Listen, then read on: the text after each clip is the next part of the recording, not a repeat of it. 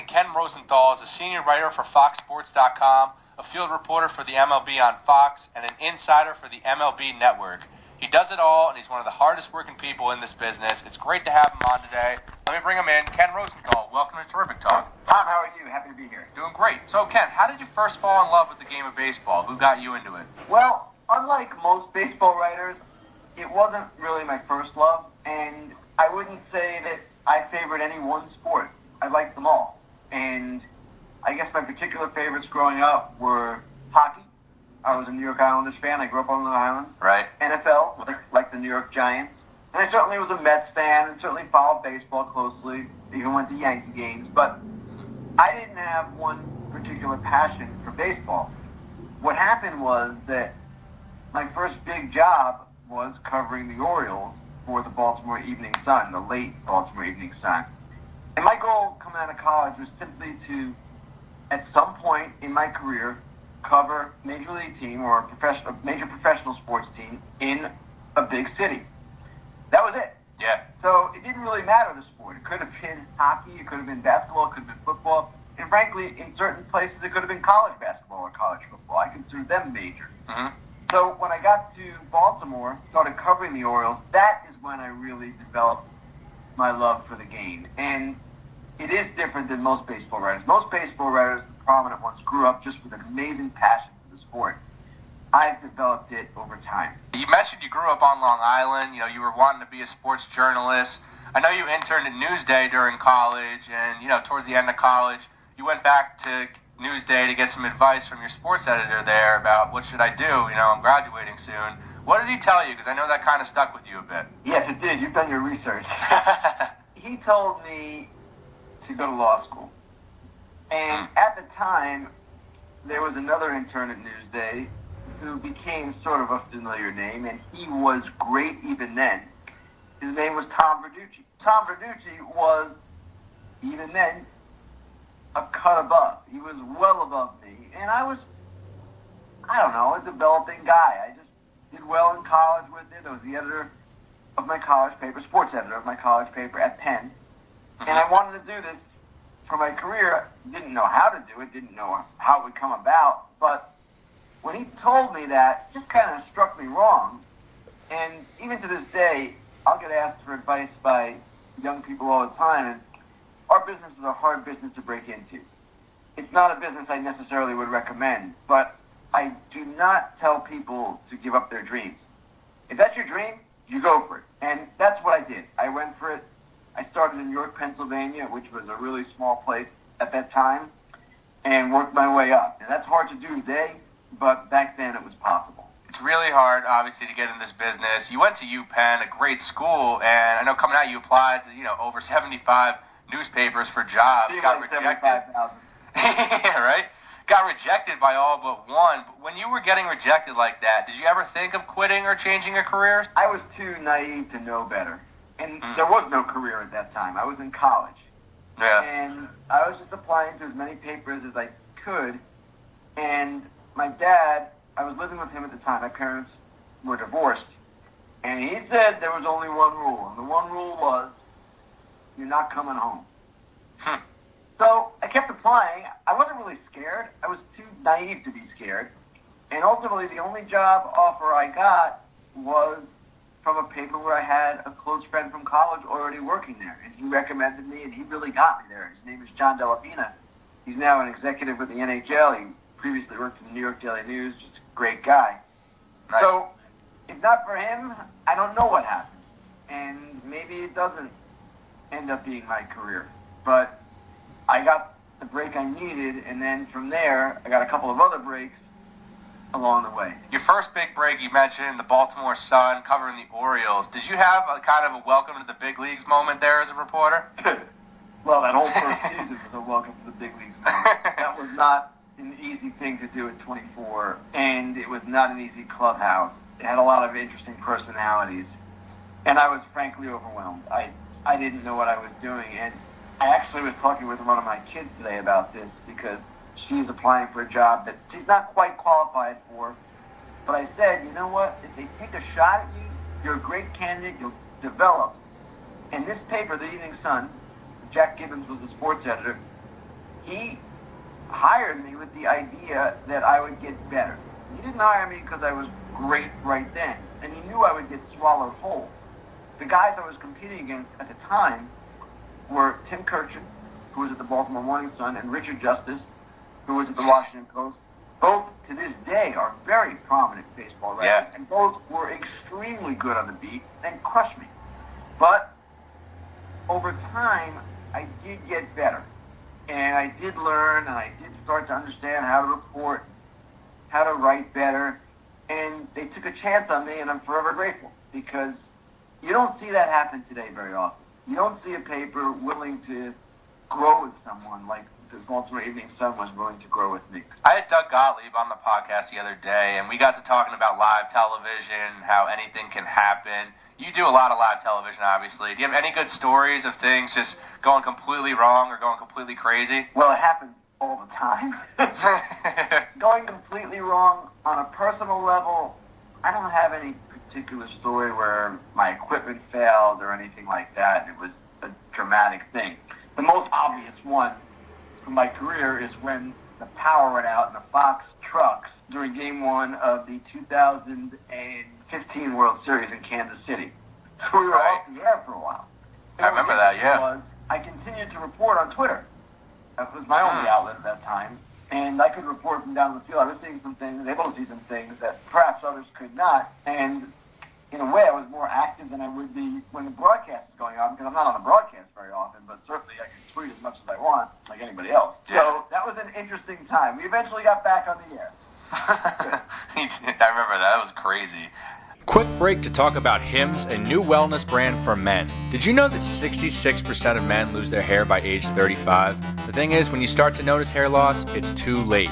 And it's easier to keep the hair you have than to replace the hair you've lost. Don't worry guys, there's a solution now. 4hims.com, a one-stop shop for hair loss, skincare, sexual wellness for men. Hims connects you with real doctors and medical-grade solutions to treat hair loss. Summer's coming. I'm trying not to get sunburn on my head. I'm trying it out, and it's super easy. There's no waiting room, no awkward doctor's visits. You save hours by going to 4hims.com. You answer a few quick questions. The doctor will review it, and then they prescribe you. Products are shipped directly to your door. It's that easy. And order now. My listeners get a trial month of Hims for just $5 today, right now while supplies last. See website for full details. This would cost hundreds if you went to the doctor or pharmacy. Go to 4hims.com/terrific. That's 4hims.com/terrific. 4hims.com/terrific. Go try 4hims today. 4hims.com. You mentioned Twitter. How has Twitter changed sports reporting for you? Changed it for all of us.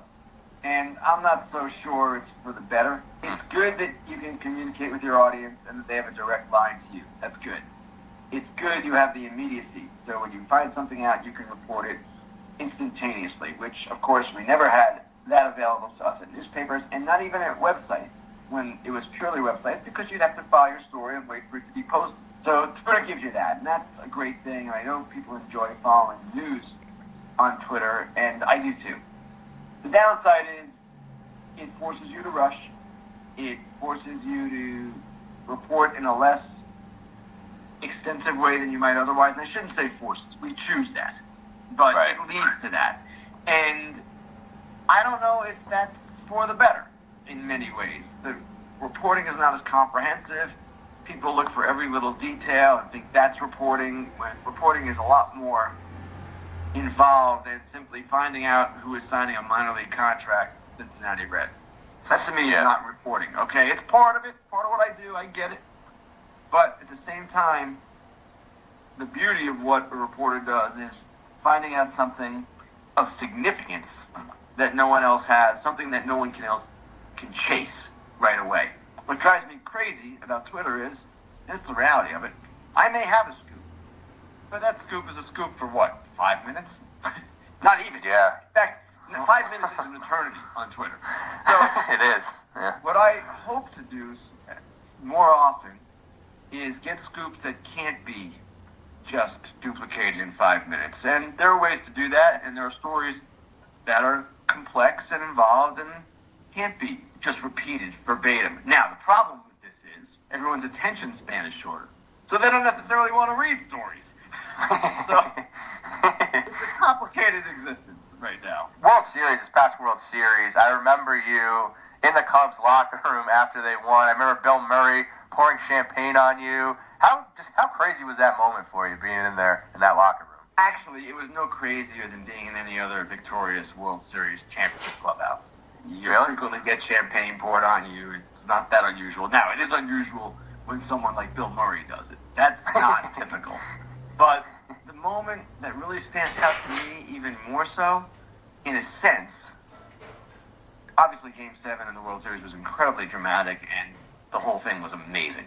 But when the Cubs, won the National League Championship to go to the World Series, where they hadn't been since 1945, at Wrigley Field, that was a surreal thing. That was a huge celebration that night at the stadium and in the streets of Chicago.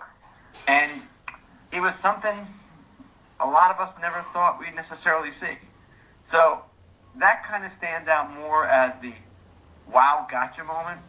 Game 7, in the aftermath of that in the World Series, that stands out as the end of a great World Series, which of course ended with the Cubs winning their first one since 1908. But Game 7 was so dramatic.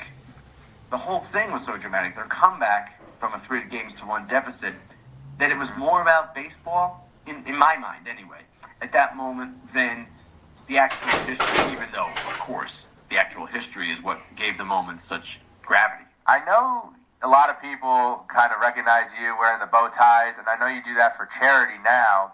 Back in 2010, the postseason, I think you've said before that they kind of told you to wear the bow tie. Why did they do that, and how did that conversation go down? Well, that conversation was one-sided, first of all. And it happened at the end of the National League Championship Series that year. And it actually happened in a weird way. I'm walking out of Citizens Bank Field in Philadelphia, Citizens Bank Park, I should say. And I'm going back to my hotel to write, which is what I normally do in the postseason. I'll finish my work on television, go to the clubhouses to report, and then rather than right at the stadium, I go back to my hotel. I can gather myself a little bit. I'm tired from the broadcast. Just got to get a new wave of energy. So I'm walking out, and a guy named Jim Bernard, who was at the Fox at the time, I don't remember his position. It wasn't a top position, but he was an executive of sorts, or a producer. I can't remember exactly.